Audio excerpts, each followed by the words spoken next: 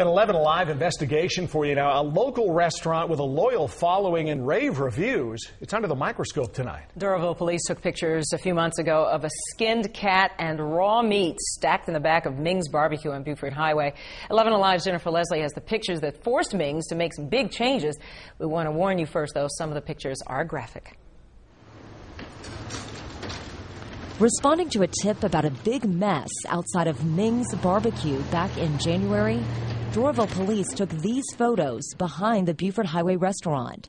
They show grease traps overflowing, pigs stacked in buckets, boxes of raw meat sitting outside, and pieces of raw meat hanging from a fence.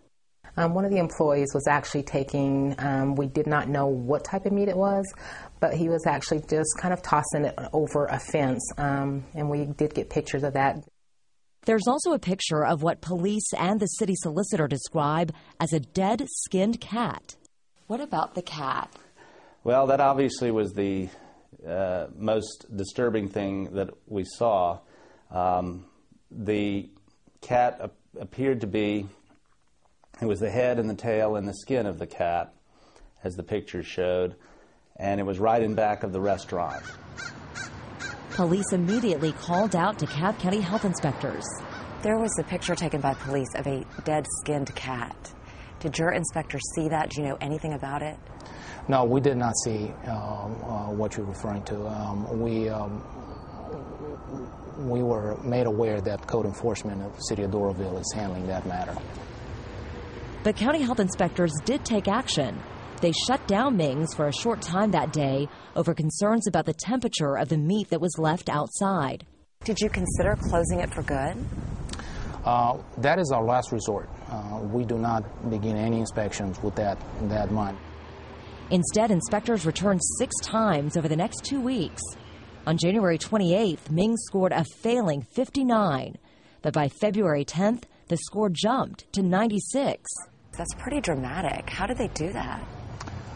Well, they took good directions and good instructions from us. They have been in business almost 15 years, I believe. So, and their average score over the years has been a B. One of the owners of Ming's, Jack Chang, declined our request for an interview, but he did agree to talk off camera. He insisted the meat in the police photos wasn't outside for very long and was in the process of being moved to refrigerators. Since then, he said Ming's has stopped ordering so much food, changed food suppliers, and put food safety managers on duty at all hours. As for the skinned cat, Chang said he didn't know anything about it and was offended that police tried to connect it to the restaurant. And I had a concern that people would be eating at that restaurant. In municipal court last month, the owners of Ming's were found guilty of having too much trash in the back and letting grease pour down a storm drain. The judge ordered them to pay a $5,000 fine, serve 60 hours of community service, and submit to weekly inspections by police. The restaurant's also due for another routine inspection by the county. Is this a good restaurant that had a bad day? I would say so, yes. I think they're on the right track. Jennifer